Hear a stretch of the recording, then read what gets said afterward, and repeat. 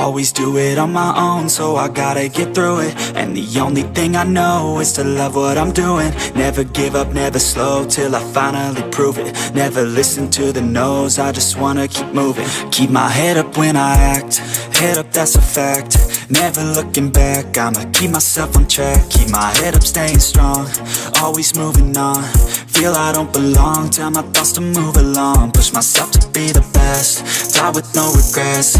Live with every breath, see my message start to spread. And I had so many dreams, then you hit your teens. Life ain't really what it seems, try to find out what it means. Always do it on my own, so I gotta get through it. And the only thing I know is to love what I'm doing. Never give up, never slow, till I finally prove it. Never listen to the no's, I just wanna keep moving. Yeah, I put out all this art, it's my only medicine. Yeah, everything I do, I'm just being genuine. Yeah, I'm sick of being screwed, feel my own adrenaline. Yeah, I do just what I do, and I hope you let me in, yeah.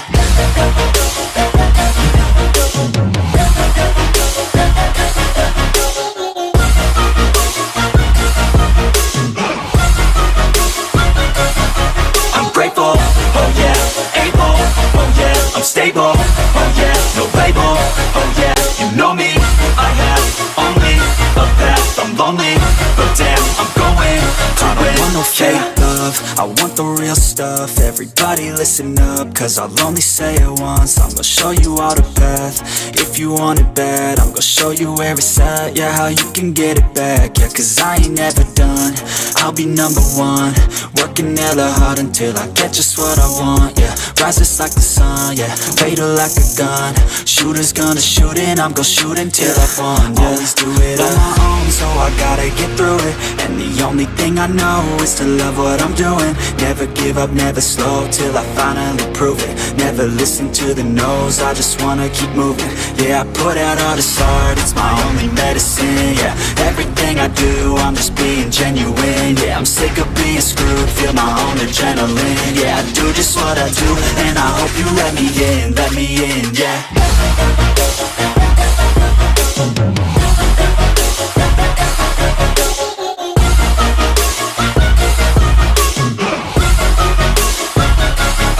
I'm grateful, oh yeah, able, oh yeah, I'm stable, oh yeah, no label, oh yeah, you know me, I have only a path, I'm lonely, but damn, I'm going to win, yeah.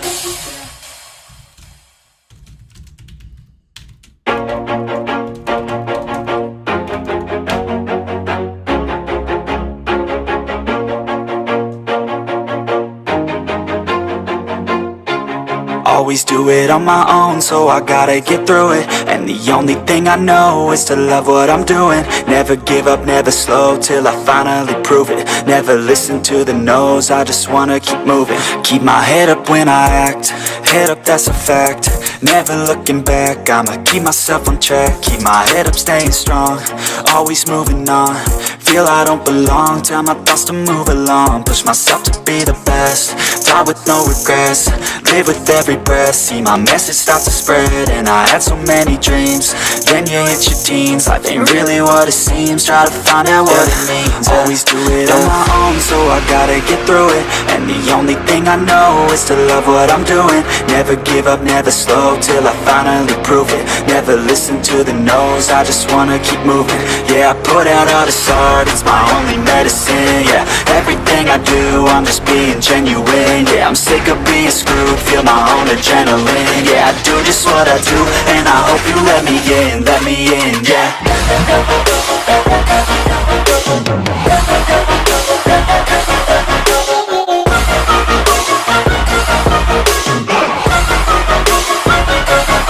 I'm grateful, oh yeah, able, oh yeah, I'm stable, oh yeah, no label, oh yeah, you know me, I have only a path, I'm lonely, but damn, I'm going to win. I don't want no fake love, I want the real stuff. Everybody listen up, cause I'll only say it once. I'm gonna show you all the path, if you want it bad. I'm gonna show you where it's at, yeah, how you can get it back. Yeah, cause I ain't never done, I'll be number one. Ladies and gentle brothers, good morning, brother. Hope you're doing great. Happy Saturday. Not sure what you guys have been up to this weekend, but I've had a good weekend so far. I had a great dinner last night, and had a good time out in the city. It's always good to get out, on a Friday night. I just because my brain works so fast and I have a lot of goals, I work too much, right? I work a lot, and I think, although probably about 2 weeks ago, I took a vacation out east back home to the Poconos, it still wasn't enough, sometimes you really need to separate from the grind of life and just see different things. So it was nice to get out yesterday. Hope you guys are great. Before we get some people in here, what I want to chat about is, first of all, let's look at my labs from cream. So I've been running testosterone cream for, I want to say, about a month now, maybe a little longer, actually. I was running 2 pumps for a while and then bumped it up to 3 pumps just to kind of see, could the energy be better? Could all the other parameters regarding libido, etc., be better? And it in fact was. So let me just show my labs here. I'm pretty sure that's it there. Okay, cool. So these are my labs on testosterone cream. I'm running 3 pumps of 200 milligram per milliliter Topi-Click container in the morning. Just in the morning. A lot of guys that run test cream run 2 in the morning, 2 in the afternoon, or 2 in the evening rather. I found that I don't need the evening administration of testosterone because, this stuff just basically lasts all day. Now so here's my total test, 924. This was taken an hour and 50 minutes post administration because I had a call that day and I had some web work that I had to do. So I couldn't wait the full 3 hours. Testosterone cream peaks in 3 hours. So at 1 hour and 50 minutes after administration, this is what I mean about telling you guys, when you put cream on, you're peaking in total testosterone very quickly. I was at 924. Okay, so the full 3 hours, I was probably between 1050 and 1200, so somewhat super physiologic, or actually super physiologic. I'm going to get around to testing exactly where it is at the 3 hour point. Again, it just schedule conflicted that day.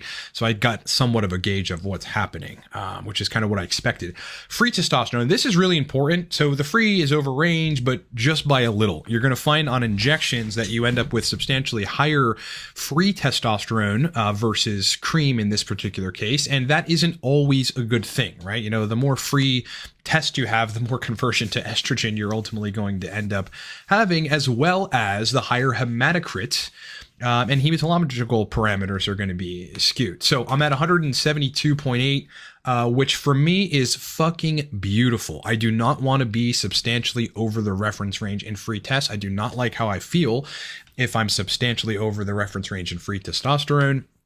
And neither does the sexual system, because estradiol usually is out of range in that case. I haven't tested estradiol. We'll do that super soon to see exactly where it is. Again, it's all about timing. I really want to do that probably at the 4 or 5 hour mark. So, I'm going to get around to doing that. So those are my labs on testosterone cream. Again, an hour and 50 minutes post administration extrascrotally, 3 pumps of 200 milligrams per milliliter cream in the morning. Likely at the peak, I'm at like 1100, 1250, something like that. So, and then slowly tapering back down, right? And this is sort of proof of the tapering down, because again, I'm only at 924 an hour and 50 minutes post dosing. So that's a good degree of the surge of the cream applied that day, and not a lot of the leftover from the day before, because you get a trough. Now, I've been finding also, as I alluded to before, that in the evening, I do not need to run more testosterone. 3 pumps in the morning and I'm good all day, like very good. So I'm obviously staying very physiologic. Even through the night. It would be interesting to test where total testosterone and free testosterone is at like 7 p.m. day of administration. So, I guess we'll get to that. So there's that.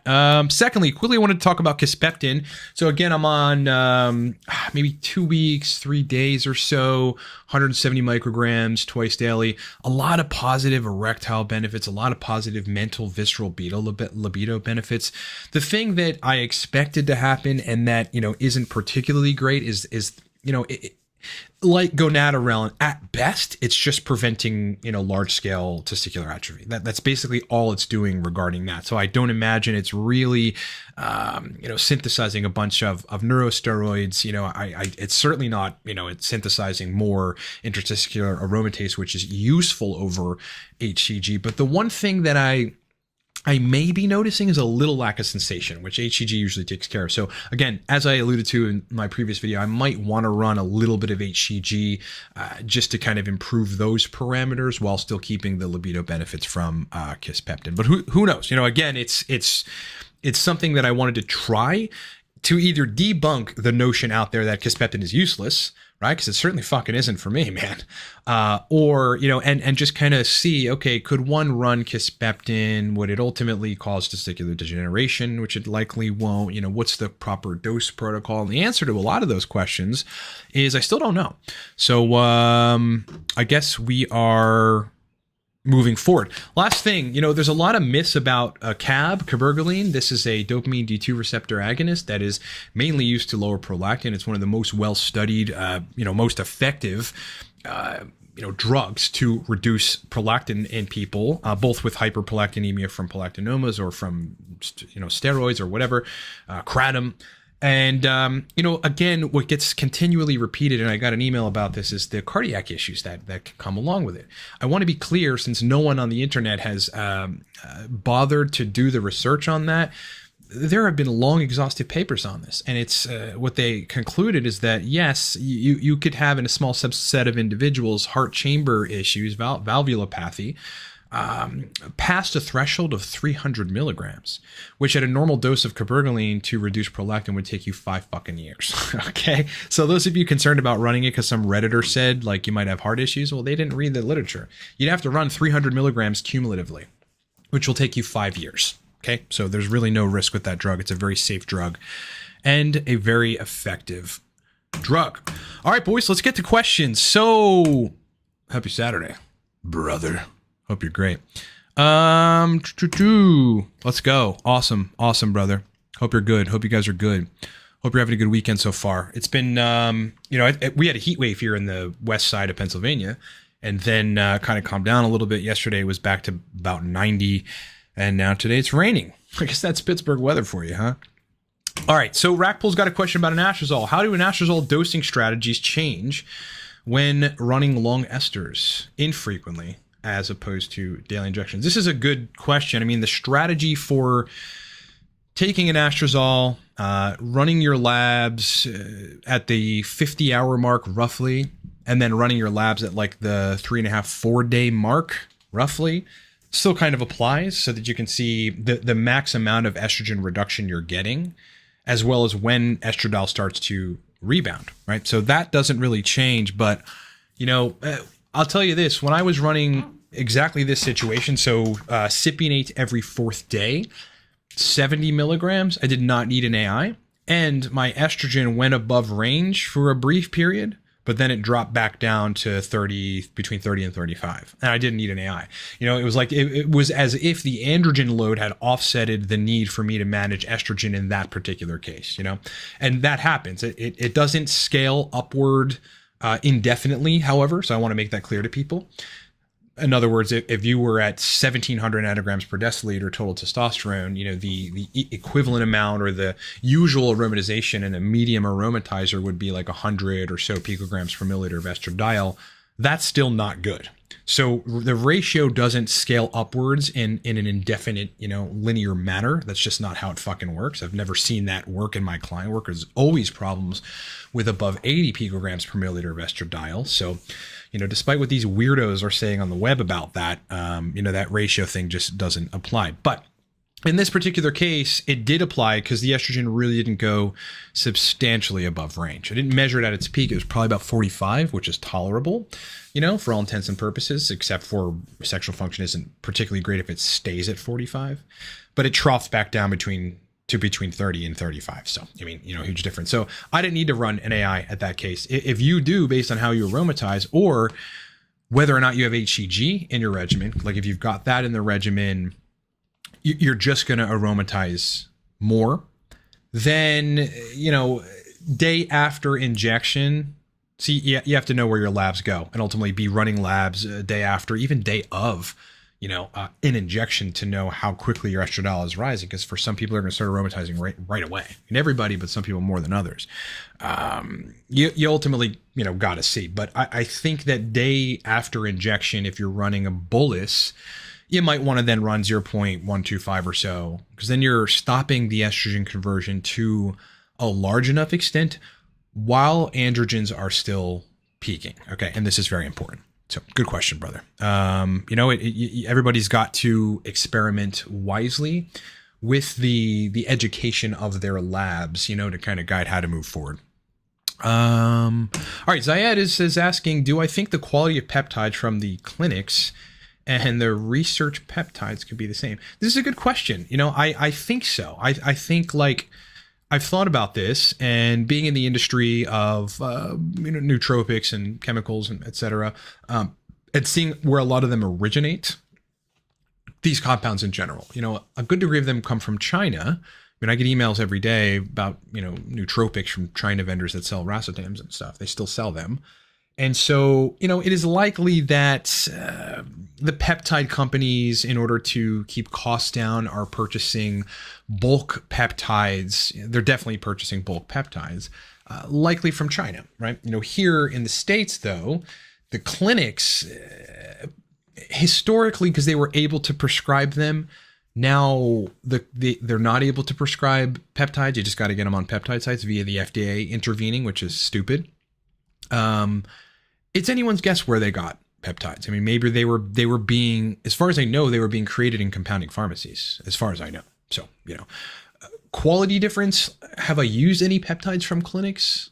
No, I don't think so. I've always purchased, whether BPC 157 or TB 500 or ipamorelin or ganalorelin or Kisspeptin, I've always purchased them on peptide sites. So I don't have a comparison. So I don't know. Is it plausible to assume that peptide sites may be a little less quality? Yes, it's plausible to assume that, but no, we don't have any proof. They may be getting it from the same vendors or from equally potent vendors that have equally potent product. Androgenic Cap, nice name, goes, morning, does tadalafil or sildenafil help recover PFS with the red light? No, neither will. They'll just add to the erectile quality that you get, or they're just going to make your erections a little better in the presence of PFS. Yeah, no, neither of those will help recover you. The optimized blood flow is a good thing. So I've done strictly penile rehab consults with men that are just like, I'll pay you whatever. They ran 6 months with me. My dick doesn't work and I need to fucking figure out why. A lot of it is hormonal. A good degree of it is hormonal, but it's also sometimes in these cases things that are wrong that we've got to go address over a 6-month period. But in all the penile rehab cases, they're all running PDE5 inhibitors and specifically tadalafil, right? Because you want to, you want to oxygenate and have blood flow to the tissues throughout the duration, right? I think that's going to be a lot better for recovery. Blood recovers tissues. It's one of the things that it does. Proven by the fact that if you have a tissue that loses blood for a significant amount of time, you've got significant atrophy of that tissue. So, look, post-finasteride syndrome is characterized by a variety of different, what's the word I'm looking for? A variety of different sort of painstaking, somewhat perplexing mechanisms.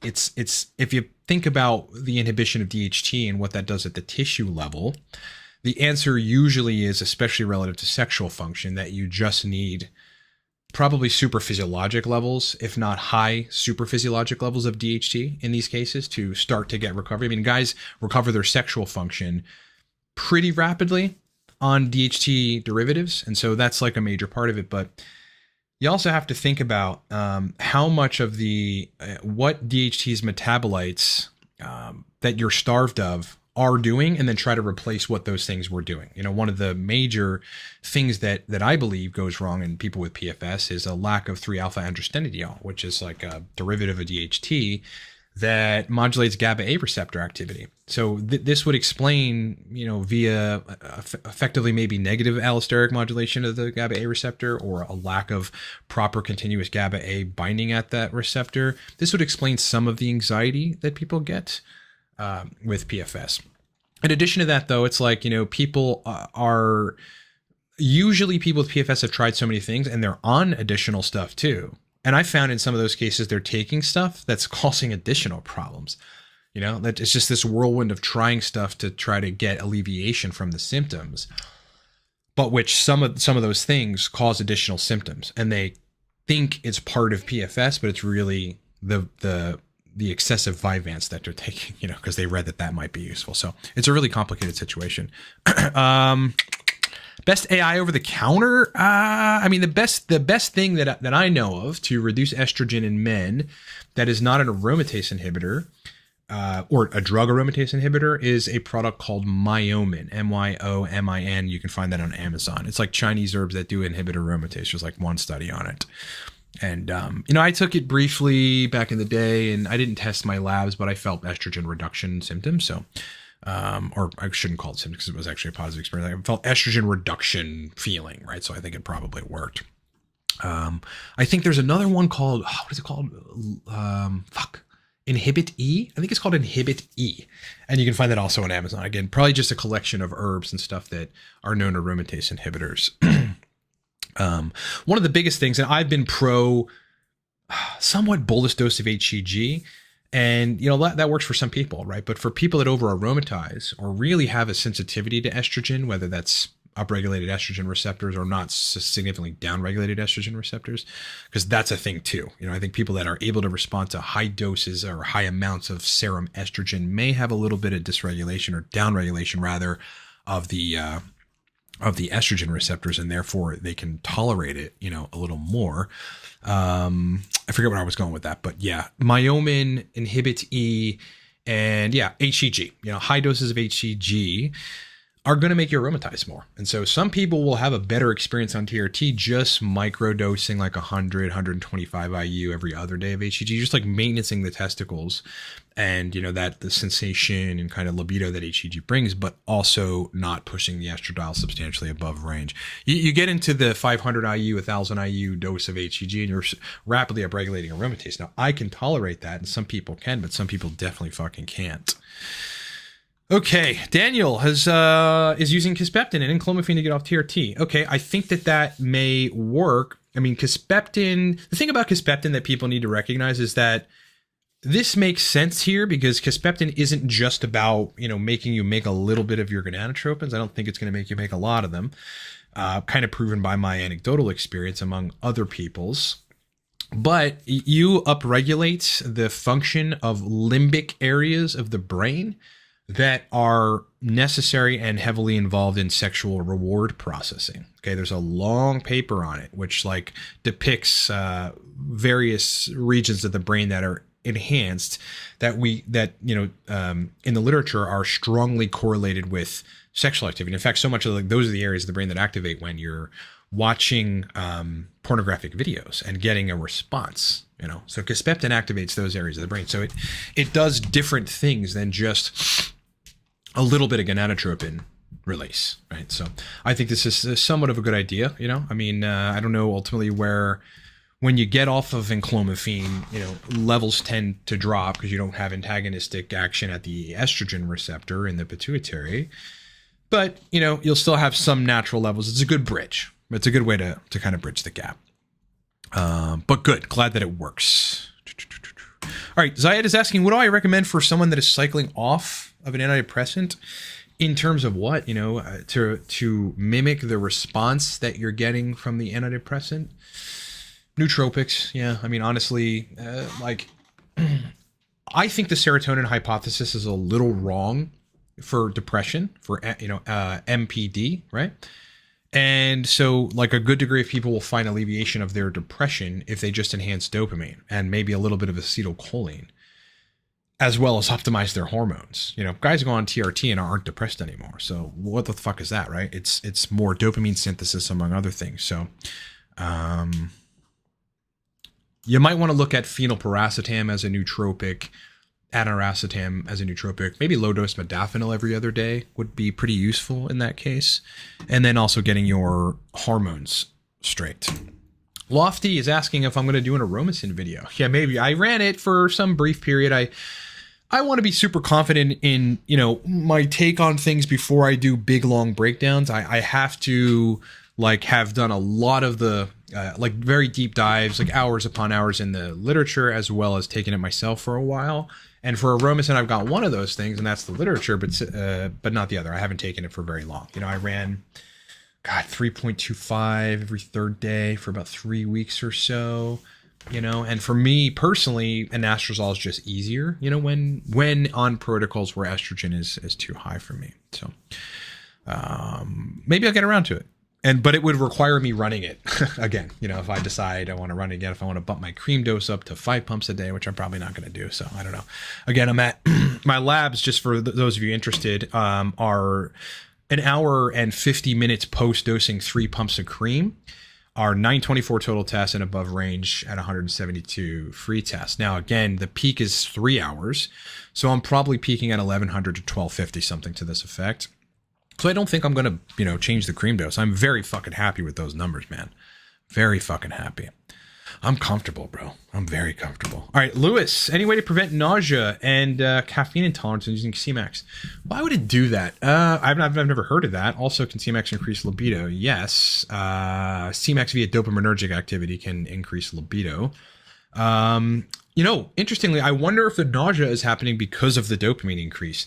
If you high dose dopamine drugs like Cabergoline, but more, I guess, more anecdotally, I've seen in real life, because I've only read about those side effects on, in the literature.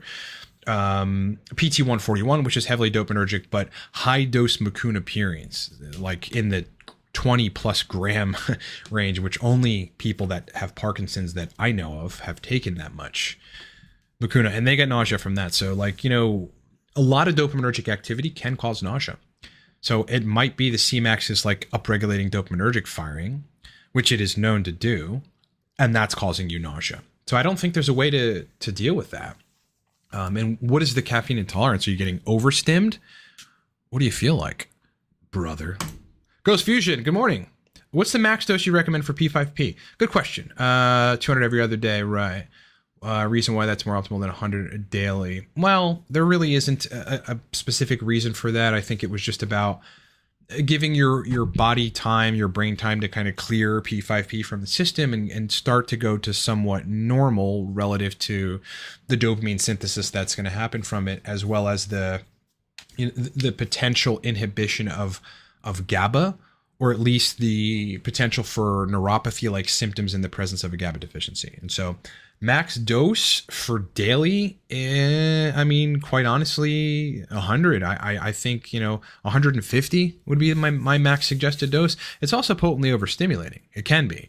When I was on P5P, especially at higher doses, I had reached this more measured strategy from trial and error. I did get overstimmed on a lot of P5P. It's just and my jaw was clenching a little bit, which is indicative of a lot of dopamine. And so, that's really ultimately why, the neuropathy that people do experience is documented in the literature, and it only happens in the presence of a GABA deficiency.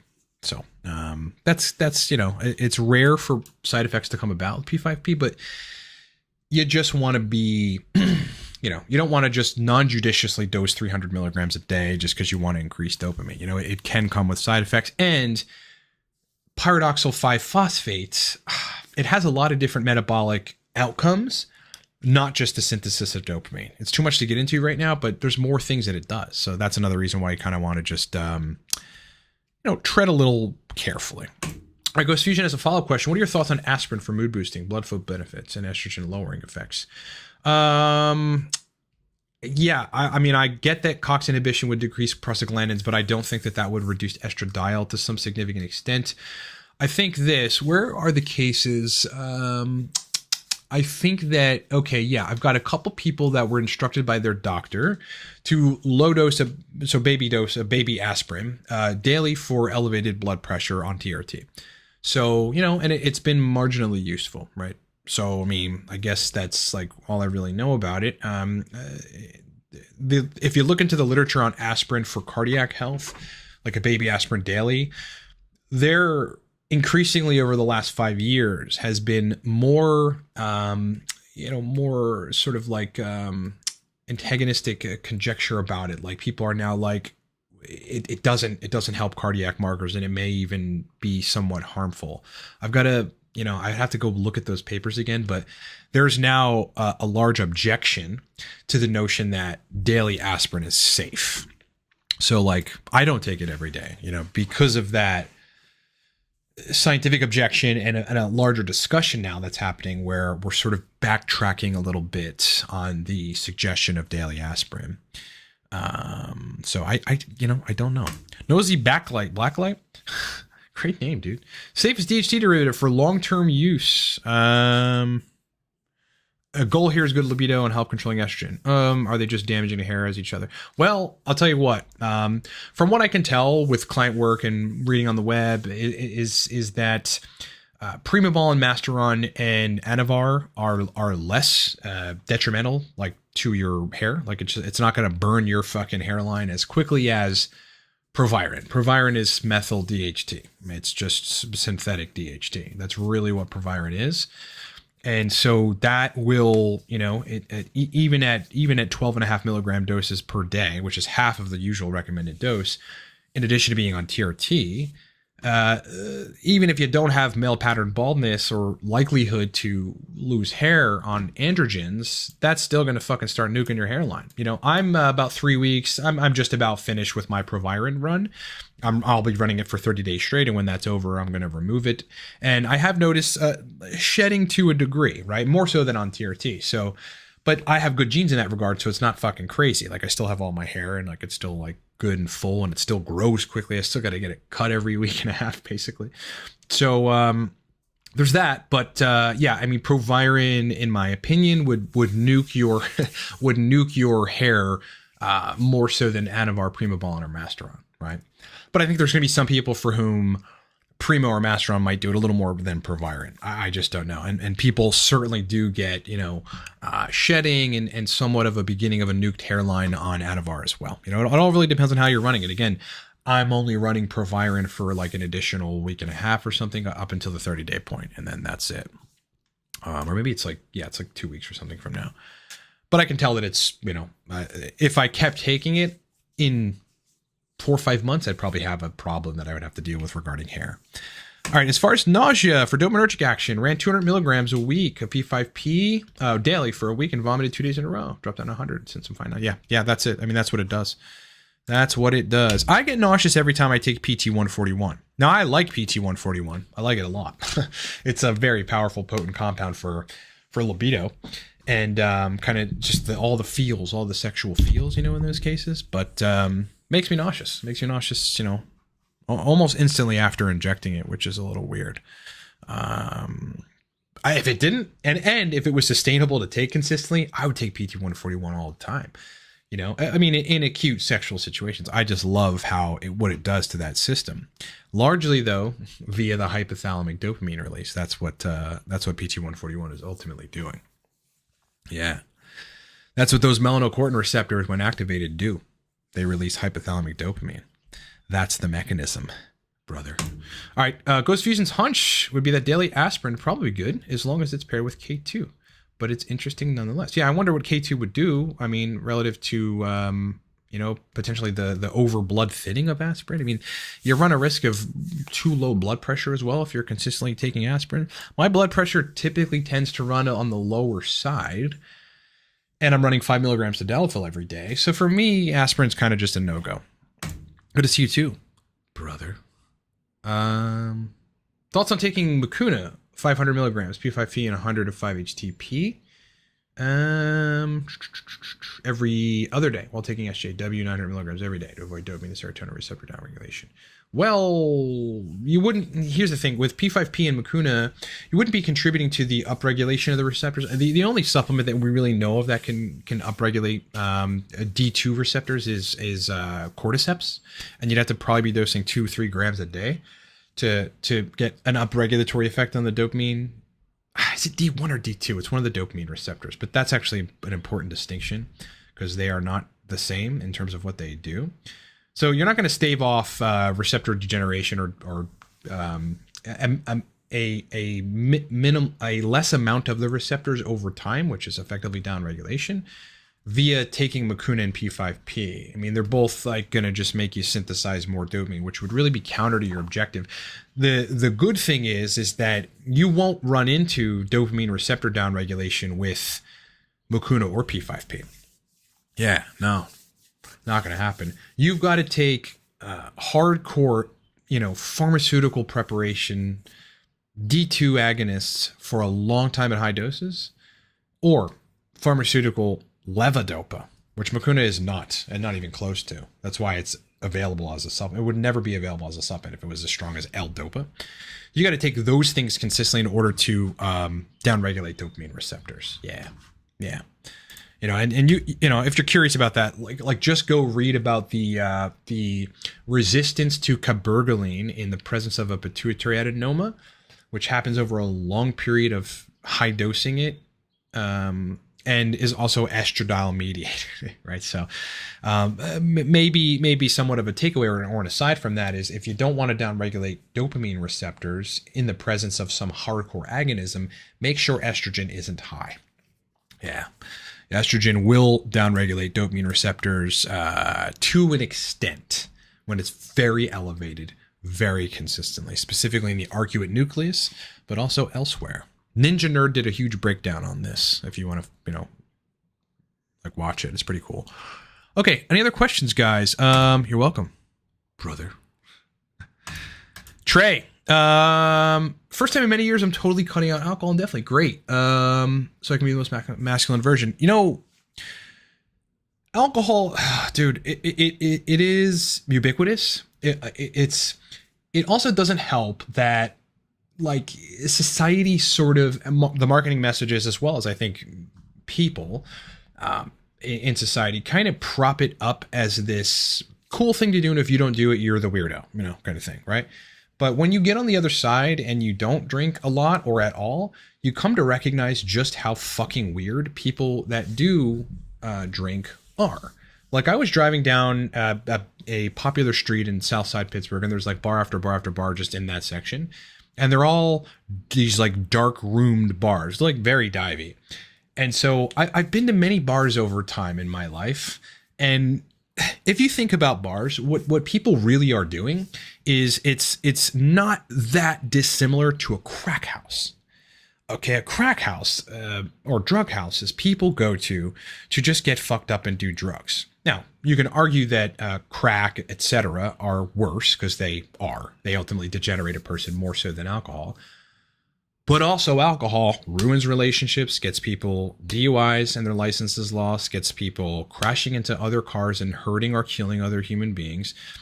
Gets people to engage in high degrees of pathological narcissism. It makes people lie. It makes people much more likely to be argumentative and want to fight with people. And it destroys fucking people's relationships. I know I said that twice, so I want to emphasize that.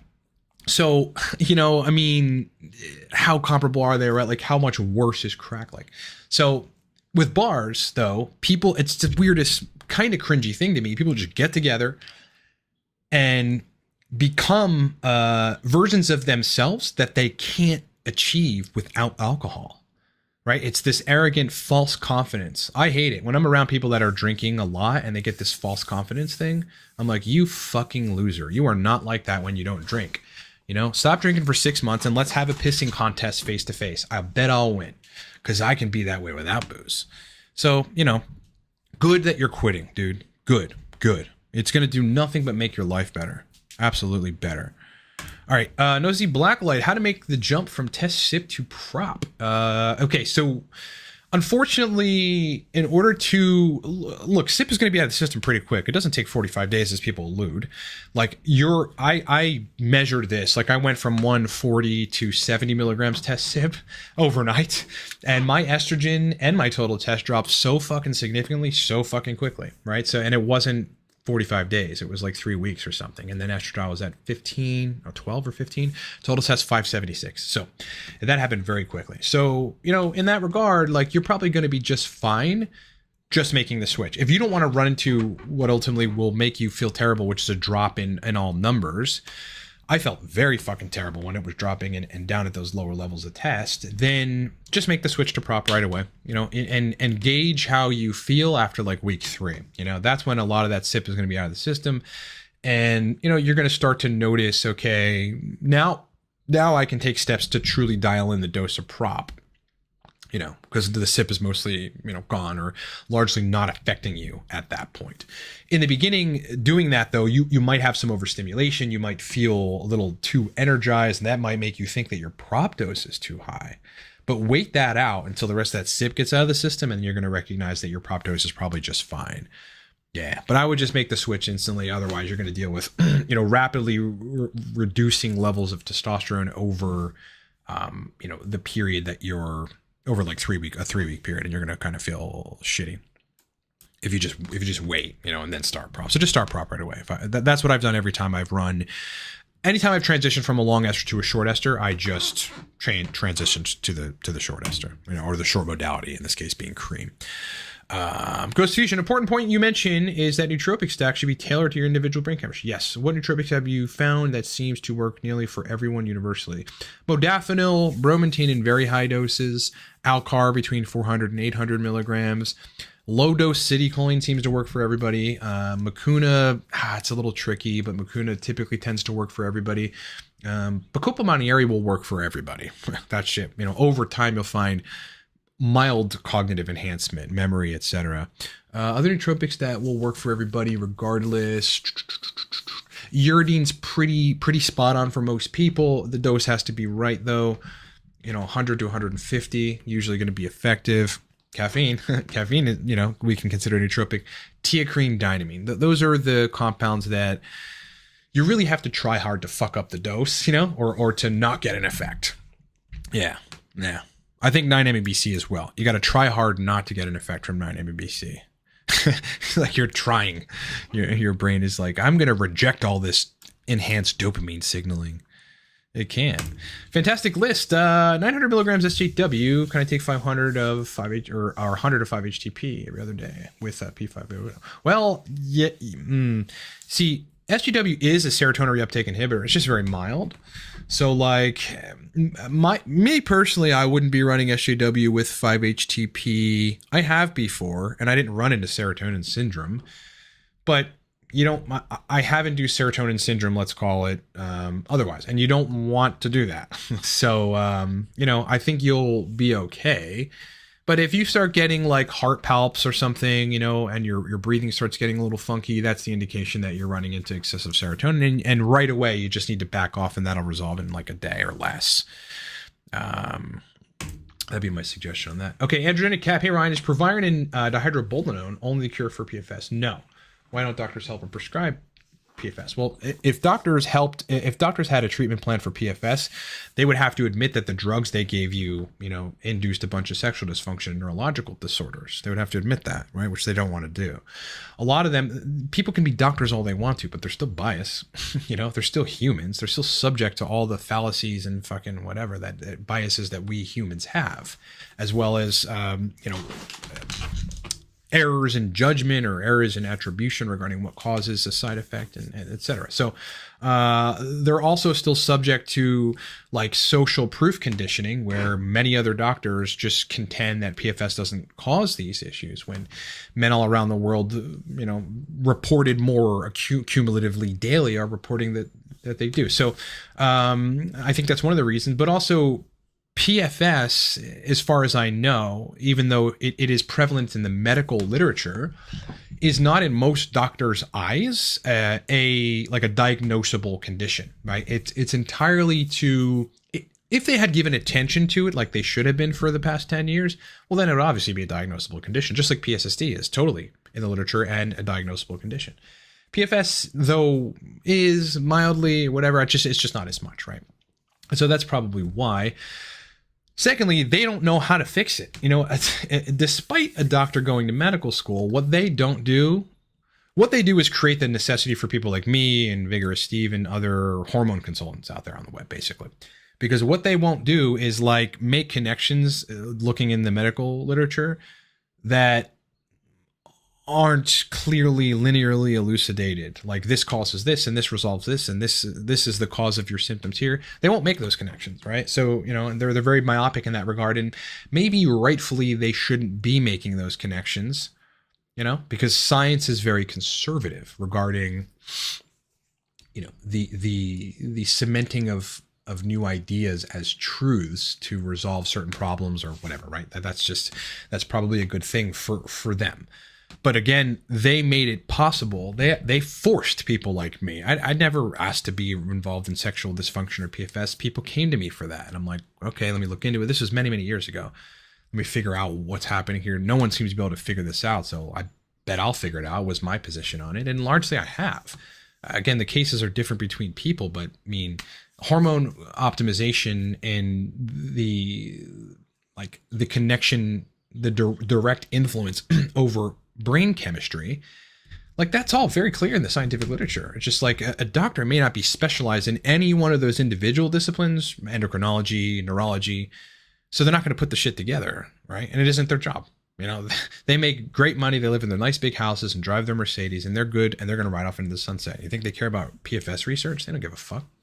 They don't give a shit. And I didn't give a shit either until it came to me. And then I started seeing, I mean, I was doing Skypes with guys who were crying. It's fucked up, man. It's fucked up. So that's why we're here. But Proviron and dihydroboldenone are probably not the only cure. Neither are cures, though. It's treatment, right? You have to treat what's wrong, and then ultimately hope that your body, as you're continuing to strike the right chords, kind of just gets back to normal. And if you have to continue taking some of these compounds ongoingly, then you have to.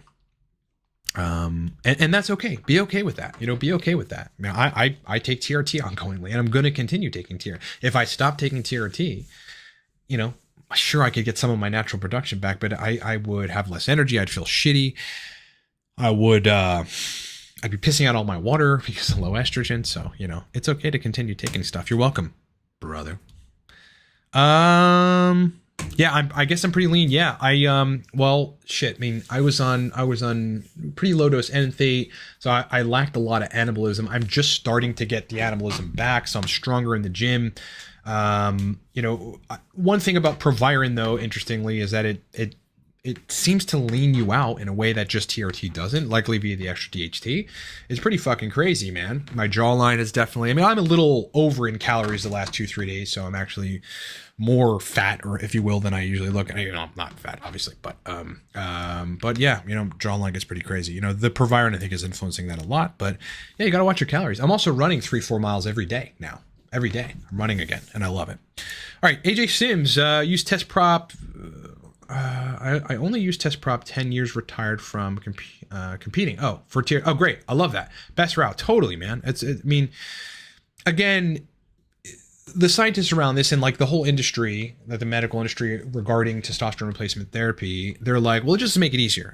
If we can make people so that they don't have to pin every day, then they'll be happier, and this will be easier and better for everybody. So they created Cypionate. But realistically, Cypionate isn't always the best ester, for TRT. I shouldn't say never, but it's unlikely that I'll ever go on a long ester ever again.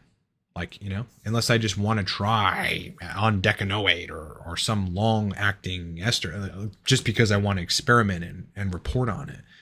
But I don't think, I feel so good on short acting testosterone that I just, I almost would dread going back, all the estrogenic side effects with, Cypionate and the fact that you can't dial it in. It's like if you make a change, you got to wait weeks in order to see where you're at. I fucking hate that. With cream, like when I changed my protocol from 2 pumps to 3 pumps a day, I mean, the difference in how I felt, I noticed that day right away, Now, some of the ensuing benefits on anabolism, masculinity, libido, nitric oxide, so erectile function, they come later after changes even in short acting testosterone modalities, but not substantially later. So yeah, props fucking great. I mean, I like cream so much, I just got new cream coming, so I'm staying on cream for sure.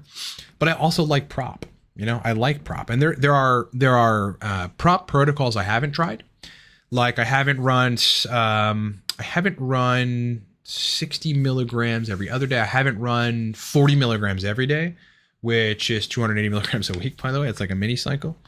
But I felt really good on 30 milligrams a day of prop. So, I mean, there's stuff I haven't run. So like just out of curiosity, because I haven't run those things, maybe I'll run them at some point. You know, I like to do new things even when I'm straight, which I don't suggest doing, because there is a dialing in process after you change, you know, testosterone administration modalities. And unless you're really good at doing that, you might throw things off. Like Ghost Fusion says, it seems like the common denominator between most of the compounds is that they have some mild effects that are both dopaminergic and cholinergic. Yeah, and energy inducing. You know, the teocrines and dynamines of the world are working on the adenosine, the A1 or A2 or both receptors. So that's those are the most like predictably effective nootropics, because they work on, you know, the same receptors caffeine does, just in a different way, slightly different way. Preston, happy Saturday, brother. Good to see you too. All right, I got some test cream from Empower on the way. How do I measure the dose? They prescribe 3 clicks, but how much test is in a click? Well, I don't know what the breakdown is. So if it comes in either 150 or 200 milligrams per milliliter TopiClick container, where, you know, each click is like 1/4 of that typically. So if you got 200 milligrams per milliliter, each click would be 50 milligrams of what is ultimately 20%, I believe 20% testosterone. There's different concentrations. It's 10 and 20%. Mine is a 20% testosterone concentration per click. So I'm effectively running 150 milligrams a day of testosterone, but at 20% testosterone, you know. So, you know, it's hard to exactly measure where that ultimately goes. But, you know, as seen in my labs, 3 clicks, an hour and 50 minutes after administration takes me all the way up to just below 1,000. At 3 hours, where the peak is, I'd be at 1,200, no question. I'm above range in free test. So 3 clicks is a great place to start. Yeah. If I were you, I'd run 3 clicks in the morning and nothing in the evening. Yeah. I've done a lot of cream. Like I've used a lot of cream, and I've done various cream protocols. Pumping in the evening will make sure that you have continued high levels of testosterone, likely pretty continuously superphysiologic or close to superphysiologic. Also is going to mean a little more estrogen spillover, but also more stimulation. And at nighttime, like when I was running 4 pumps total, 2 in the morning, 2 at night, like I felt it was too strong of a stimulant at night. You know, I'd run it at 5 p.m. and I'd be like, okay. I would feel a little uneasy for a couple hours, 4 hours, until it started troughing back down again. So 3 in the morning, start there, give it 4 weeks. Okay. I mean, you're going to know how you feel right away, but the ensuing hormone receptor modulation and tissue distribution of hormones, and thus changes in the tissue, changes in neurotransmitter activity, that's going to take, you know, 3 to 4 weeks to really see where you're at. And even beyond, like things will keep positively changing is what I think. Yeah, the reason you're getting sleepy on this might just be excess serotonin in the synapse. I wouldn't be adding other things. I would be removing or reducing the SJW. Yeah, not a sustainable thing to take long term, in my opinion. All right, Dwayne. What's up, Dwayne?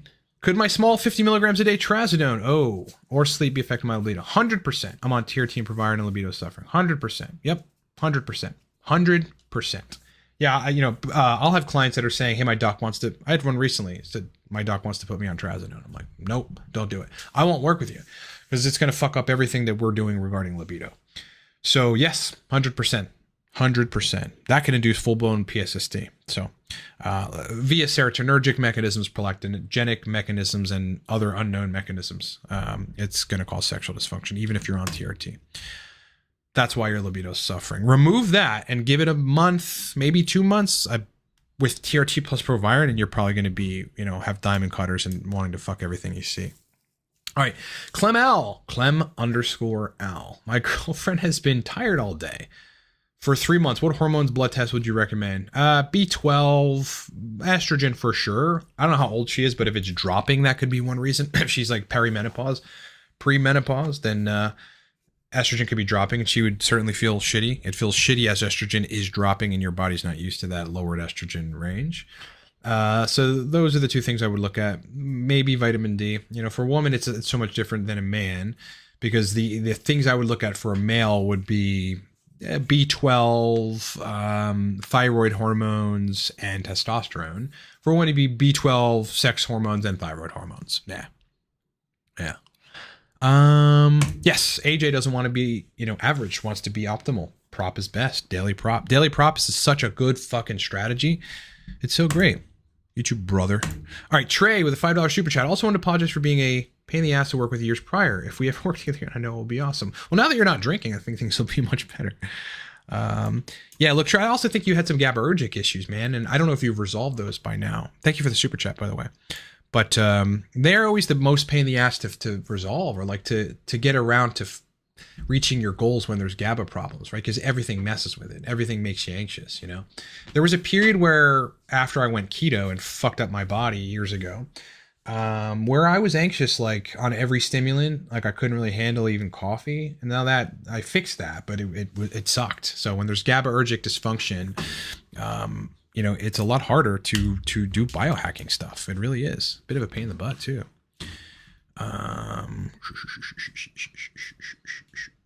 All right, for those of you that haven't seen, these are my labs on cream an hour and 50 minutes after dosing. So probably going to 1150, 1200, maybe 1250 at the 3-hour point where it peaks, 4-hour point. Free test a little bit over range, but not substantially, and I like it there. I do not want my free testosterone substantially over range. Equals more estrogen. I actually feel really, really good, really good on these numbers. I'm curious to see what the ultimate peak is. Again, probably 1250 or so, maybe 1100. But I'm also curious to see what the trough is at 7 p.m. and I will get around to doing that. I guess I just have to see like how late is Quest open? How late can I actually run labs? But so far on 3 pumps of 200 milligrams per milliliter testosterone cream, in the morning, I am very, very happy, and I don't anticipate changing anything anytime soon either. I don't know what you guys are doing today. I don't know what the weather's like here. It's on and off. It was raining all morning a little bit. God, my cat's still outside. I wonder how he's dealing with the rain. He'll find a way. He always goes like under the porch or something. But I've been running every day, so I'm really hoping it clears up. I guess if it's just a marginal amount of rain, I'll still run. But yeah, maybe we can talk about that. I mean, my life has dramatically changed since I've started running. I mean, I've been in good shape and felt good for a long time, but running adds that extra bit. It's just an extra bit. It's an extra desire for sweets, especially post-run. It's so crazy because you're burning a lot of glycogen.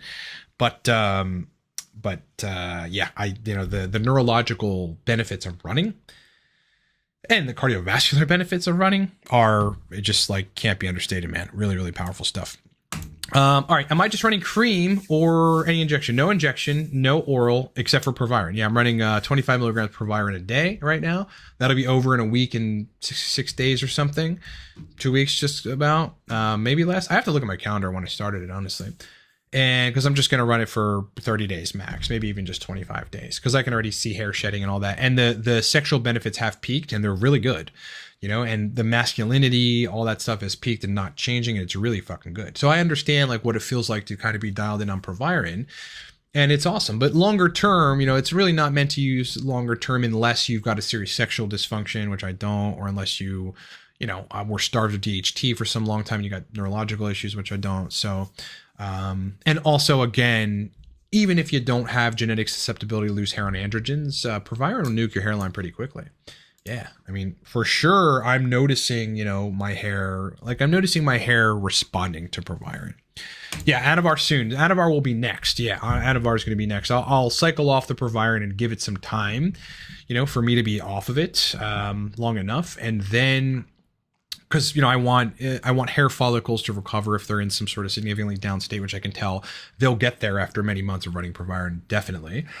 And so I want to kind of let that recover, let my body kind of reconstitute and just settle on just 3 pumps of cream, and Kisspeptin and possibly low dose, very low dose HCG. And then I'll bring in Anavar. I've got a 30-day supply of 23.5 milligrams per tablet of oxandrolone from my clinic, and they prescribed it to me. So I'll run it for 30 days, but probably what I'm going to do is split it in half and run what is that 10 or 11 milligrams a day. That's what I'm going to run of Anavar. Yeah. When that time comes. Always, brother. Thanks for the questions. How do I approach extended travel, unplanned stays? How long will that test and feel okay? Well, I mean, for me personally, I'll bring cream everywhere, and I just traveled to the Poconos, which is about a 5-hour drive, to see an old friend for about 3 days, 2 weeks ago, and so in doing that, I just brought the testosterone cream. I was driving, but if I was flying to Florida, well, it's a prescription medicine, right? You know, if I was flying, it'd be in my bag. It'd be in not my carry-on. It would probably be on the check bag. Yeah. And they'd look through it and realize I have a prescription for it. And because my name is literally on the vial or on the TopiClick container, and they'd be like, oh, this is prescription testosterone cream. All good. Yeah. Same thing with testosterone injections, though. If you have a prescription for it, bring it. You know, bring the script, though. Bring the actual script that comes from Defy or whatever clinic, because they'll send you that. But your name should also be on the vial, as far as I know. Yeah, so I think you're totally good to go, dude. I took powdered nootropics in fucking plastic bags, but which were labeled to Florida, and never had a problem. They checked my bag, they looked at it, I could tell, and they actually had a TSA note in there when they do that. It's like, we checked your bag. They never removed anything. A good degree of it was labeled, but some of it was marker labeled. But they probably made it recognize, okay, this is not cocaine or something, you know. These are, they looked them up, and they recognized there's the legal status of them, and they were like, okay, this guy's got some questionable compounds in here, but it's all legal. Never had a problem, brother. Man's DHC maxing, how I'm trying to be. Yes, to an extent. Again, I'm going to have to cycle off Provire and give it some time to kind of reconstitute, and then run Anavar thereafter for anabolism. Because on cream, I'm anabolic, and it's taking time. I just made the change to 3 pumps, but I'm certainly, look, I've run 200 milligrams of, I tell you what, 200 milligrams of testosterone cypionate is more anabolic than 3 pumps of cream. 5 pumps of cream is comparably anabolic. I was on 5 pumps of cream for a brief period, and my fucking shoulders just started blowing up, dude. It was great, but I didn't feel good. The sexual function was insane, but I didn't feel really good. So ultimately I'm less anabolic than I would like. I'm lean as fuck, and I look good shirtless and all that, and girls like my physique, but I definitely want more of that size, and it's just all about the androgens, man. So pharmaceuticals like trazodone affect libido, such as dopamine and serotonin. Yeah, the long and short of it is serotonin is prolactogenic, so that's going to inhibit gonadotropin synthesis as well as penile blood flow at the penile base. Prolactin has like other negative effects regarding the hypothalamus and limbic system aspects of activation regarding your response to sexual arousal. So your libido is going to be significantly inhibited as a result of that. Serotonin reuptake inhibitors mess with the synthesis of neurosteroids, initially increasing them, but therefore likely downregulating them thereafter, dysregulating them nonetheless. And serotonin in the synapse at high quantities prevents dopamine firing, to some extent region specific. So it's multifold. But suffice to say, I would not continue taking it, or try to figure out your way off of it. Any experience with pramipexole? Nope. Nope, just Cab. I've taken Cabergoline a few times for experimental purposes, and it was very fucking effective, man. All right, Bevnay, Ryan, looking to start cream, but a few reputable sources have mentioned that it's best used twice daily. Yeah, those people are repeating things that other people have said. There is no best use case. The best use case for cream for you is whatever makes you feel good, is optimal for the sexual system and doesn't cause side effects like overstimulation or head pressure. You're unlikely to have hematocrit problems on cream because you have a trough, but you're more likely to have hematocrit problems if you dose it twice daily. Yeah. Look, 3 pumps in the morning and you're good all day. Almost guaranteed. As I said, this is 2.5 hours, 1 hour and 50 minutes post-dosing. I'm over the range in free tests, and I'm almost super physiologic on total tests. But if I had run labs at the 3 hour or 4 hour mark where it actually peaks, I'm at 1100, 1200. Dude. And then it drops slowly while still being physiologic for the rest of the day. You don't want to dose any more than that unless you're looking to, mimic what it would be like on 250 to 350 milligrams of test sip a week, which would be very anabolic, So no, it's not best that, twice a day. Actually, if you respond negatively to serum estrogen getting above a certain range regarding erectile function, dosing cream multiple times a day is going to make your dick not work, even though there's more DHT conversion because of that estrogen spillover. So yeah, that's all that is people repeating what other people have said. They have no logic for that. Oh, steady state. Well, steady state also means steady state estradiol, right? You want a trough, my friend. Troughs are better. That's why prop is better for people. That's why cream is better for people typically. So people that are saying that are repeating shit that other people have said. There's so much repeating. I did deep dives on Reddit regarding Kisspeptin and gonadorelin. Literally, it's fucking scary how many people verbatim repeat the shit that other people said because they're so unoriginal and are too fucking lazy to go read about it in the literature and make their own original conclusions. It's so fucking scary, dude. I found like 27 people that had verbatim, closely verbatim, repeated the same shit that someone else said. This is the advice you're taking on the web, guys. Guys, stop taking that advice. If you looked at it, I look at it, man. They're repeating shit other people said. Close to verbatim. No originality.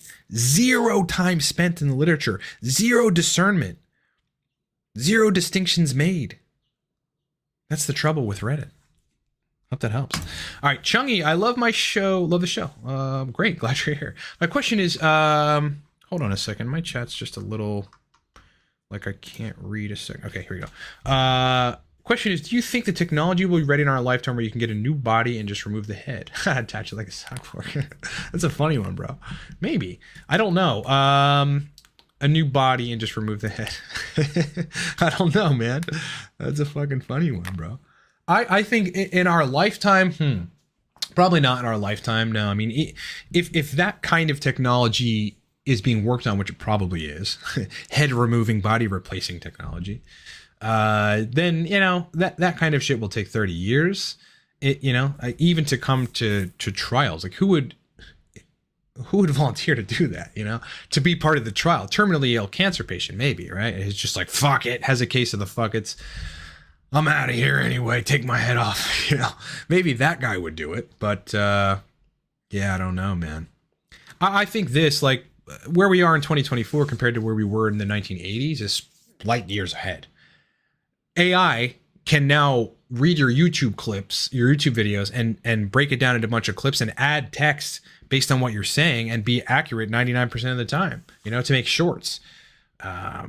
That's crazy. That's crazy. It removes a 30-hour-a-week editor.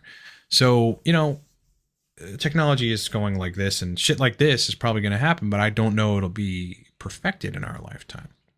Yeah, solid reasoning on the benefits of peaks and troughs. When you do incorporate 10 milligrams Anavar alongside 3 pumps of cream in the AM, will you put much detail into what time you would dose the Anavar? I'll dose it right when I pump the cream in the morning. Yeah, it's just easier for me right in the morning. Yeah. Yep, so I'll be on a higher androgen load in total. But again, 10 milligrams Anavar a day in addition to 3 pumps of cream right in the morning with a 175 microgram injection of Kisspeptin, if I'm still dosing Kisspeptin at that time. Again, there's testicular atrophy. There may be a loss in sensation a little bit, which in a day would come back with HCG. So, still experimenting with that. Experience with Cabergoline, initial drop in blood pressure, which normalized. An initial bout of kind of fatigue tiredness, which is likely related to the drop in blood pressure, which normalized. Rapid reductions in prolactin. No weird cardiac issues whatsoever. All right, thoughts on TRT level prop with low dose DECA to improve anabolism for protocol? Yeah, I think that's a good idea, like 80 milligrams a week. Sure. I've got a client who's like a 70-something-year-old guy that's on DECA and enjoys, how he feels. So I don't know that would get rid of the trough benefits. I am unfamiliar with the pharmacokinetics of administration methods of decadurabolin, so I don't know. Fantastic List has IBS and causes a lot of anxiety in life. Some people swear by 5-HTP. And it might be the case that in some of these gut disorders that the lack of, because you've got dysbiosis ultimately, which is causing your problem, and nothing else, that then causes downstream other negatives, like the lack of synthesis of certain neurotransmitters, because a lot of that happens in the gut. So that's why I think you get benefit from basically modulating the neurotransmitters, like sort of supplementing with neurotransmitters via these compounds, because you're not able to sufficiently make enough of those neurotransmitters from the gut's perspective. Adam, I have PFS. Do you coach PFS patients? Yes. If so, do you have any protocols that don't require DHB? Yes. I'm on tier T currently. Yeah, DHB isn't the end all. We've only got a couple people who have said that has been effective for them. And some of them are questionable people. I won't name any names, but some of them are very questionable. Some of whom I've interacted with personally, and it was a really weird, bizarre email exchange. So, to me, I'm skeptical of people that say, first of all, that they have a solution for it, because besides me and I guess Vigorous Steve to an extent, and maybe one other person, I don't know anyone who's been talking about this condition for more than 2 years. I've been talking about it for 7 or 8 and been dealing with people for just as long. So yeah, I wouldn't, my first approach wouldn't be to be taking, sodium valproate or DHB. That's for sure. So yes, there are protocols that don't require that.